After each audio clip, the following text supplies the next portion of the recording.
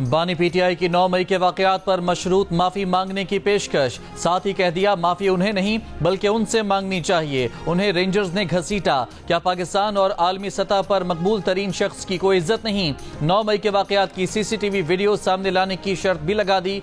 यकीन दिलाया कि पीटीआई के अहदेदार मुलव्वस हुए तो न सिर्फ माफी मांगेंगे बल्कि अहदेदारों को कड़ी सजा दिलवाएंगे।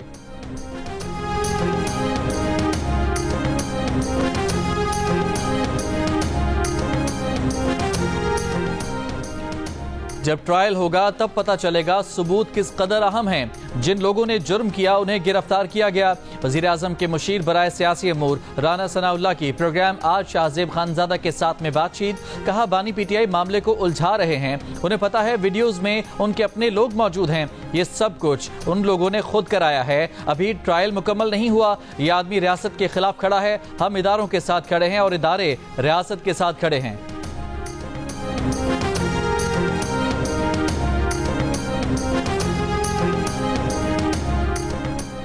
सऊदी अरब ने कहा है कि इस्माइल हनिया का कत्ल ईरान की खुद मुख्तारी की संगीन खिलाफ वर्जी था।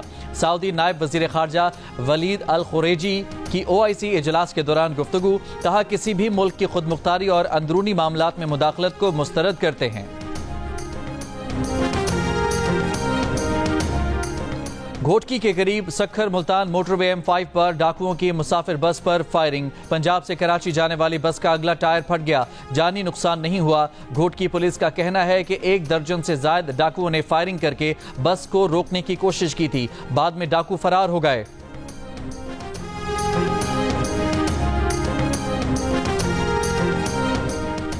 कराची के इलाके मंजूर कॉलोनी सेक्टर C में घर से एक शख्स की फंदा लगी लाश मिली है। न्यू टाउन में ऑनलाइन मोटरसाइकिल राइडर के रूप में वारदातें करने वाला डाकू गिरफ्तार। पुलिस का कहना है कि मुलजिम वारदात के बाद असलहा बैग में छुपाकर मोटरसाइकिल राइडर का हेलमेट पहन लेता था।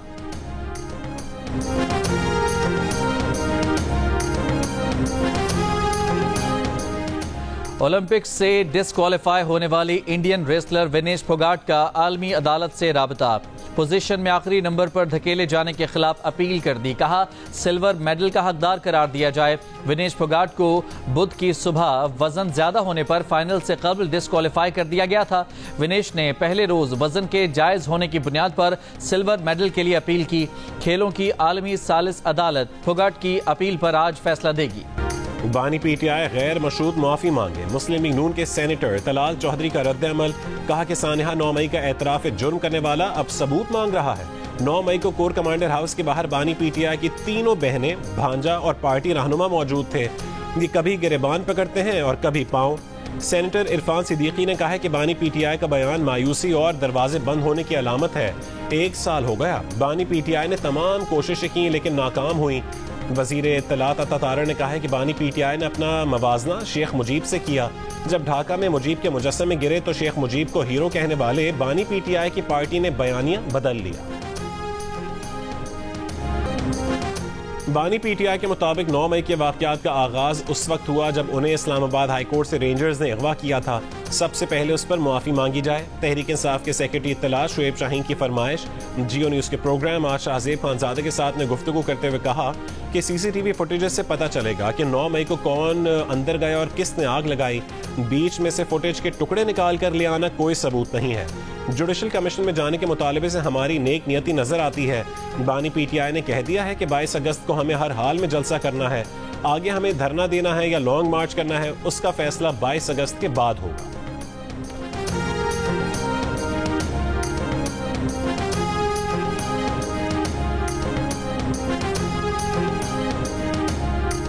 अमरीकी सियासतदान या सरकारी अफसरान के कत्ल की मुबैना साजिश के इल्जाम में अमरीका में पाकिस्तानी शहरी आसिफ मर्चेंट पर फर्द जुर्म आयद। अदालती दस्तावेज के मुताबिक 46 साल आसिफ मर्चेंट ईरान में वक्त गुजारने के बाद पाकिस्तान से अमरीका आया था ताकि साजिश पर अमल के लिए लोग भर्ती कर सके। आसिफ मर्चेंट जिन किराए के कातिलों से राबते में था वो दरअसल अंडर कवर FBI एहलकार थे। आसिफ मर्चेंट को 12 जुलाई को उस वक्त गिरफ्तार किया गया जब वो अमरीका से जाने की तैयारी कर रहा था। आसिफ मर्चेंट कराची में बैंकिंग के शोबे से वाबस्ता रहे हैं। तर्जुमान व्हाइट हाउस का कहना है कि आसिफ मर्चेंट का ट्रंप पर कातिलाना हमले से कोई ताल्लुक नहीं। तर्जुमान दफ्तर खारजा मुमताज जहरा बलोच ने कहा कि मीडिया रिपोर्ट्स देखी हैं, अमरीकी हुक्काम के साथ राबते में हैं, मजीद तफसीलात का इंतजार कर रहे हैं। अमरीकी ओहदेदारों ने कहा है कि मामले की तहकीकात जारी है।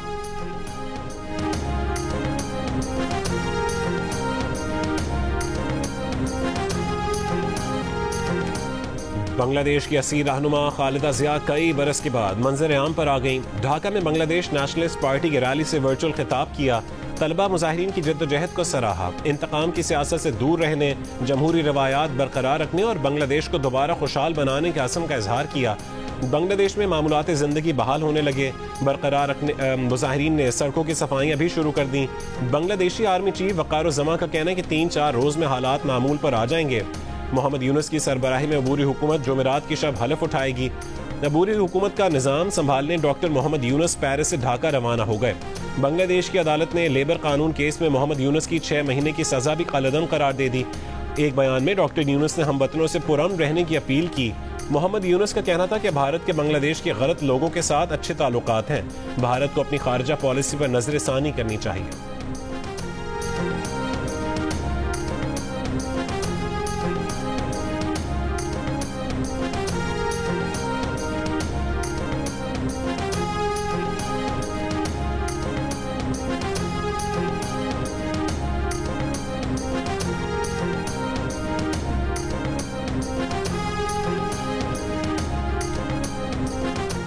शेख हसीना वाजिद के मुल्क से फरार होने पर बांग्लादेश के मौजूदा और साबिक फौजी अफसरान बरहम। साबिक फौजी अफसरान ने कहा है कि शेख हसीना को महफूज रास्ता नहीं दिया जाना चाहिए था। कहा कि ये एक हमाकत है। गैर मुल्की खबर एजेंसी की बांग्लादेश की फौज के हाजिर और रिटायर्ड अफसरान से बातचीत। फौजी एहलकार ने कहा है कि आर्मी चीफ और फौजी अफसरान ने शेख हसीना के मुल्क छोड़ने से एक दिन कबल मीटिंग की। फौज ने तलबा एहतजाज को दबाने के लिए ताकत के इस्तेमाल से इनकार किया। शेख हसीना के लिए पैगाम वाज़ेह था कि अब उनको फौज की हिमायत हासिल नहीं रही है।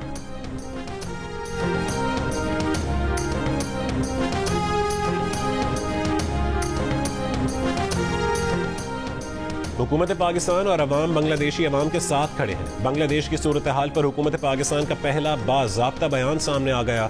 तर्जुमान दफ्तर खारजा का कहना है कि उम्मीद है बांग्लादेश में हालात पुरअमन होंगे और तेजी से मामूल पर आएंगे। यकीन है कि बांग्लादेशी अवाम का जज्बा और इत्तेहाद उन्हें हम आहंग मुस्तकबिल की तरफ ले जाएगा। लाहौर, इस्लामाबाद, रावलपिंडी, गुजरात और सवाबी समेत मुल्क के मुख्तलिफ शहरों में बारिश। रावलपिंडी में रेन इमरजेंसी नाफिज। ज़ियारत, पिशीन और किला सैफुल्ला में सैलाबी रेलों से फसलें, बागात और इंफ्रास्ट्रक्चर को नुकसान। पानी घरों और बाजारों में दाखिल हो गया। मुतादिद राबता सड़कें और पुल बह गए। तूफानी हवाओं से ज़रई सोलर पैनल उखड़ गए।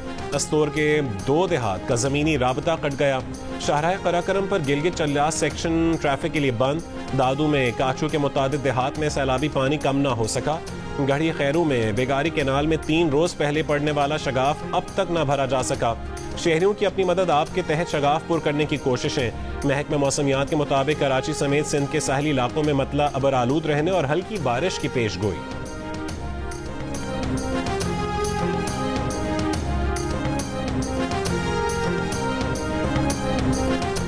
और ऑस्ट्रिया के दारुल हुकूमत वियना में अमरीकी गुलकारा टेलर स्विफ्ट के 3 कॉन्सर्ट मनसूख कर दिए गए। सिक्योरिटी हुकाम की जानिब से हमले की मंसूबाबंदी की तस्दीक के बाद कॉन्सर्ट मनसूख किए गए। ऑस्ट्रिया की पुलिस ने हमलों की मंसूबाबंदी के शुबे में 2 अफराद को गिरफ्तार कर लिया।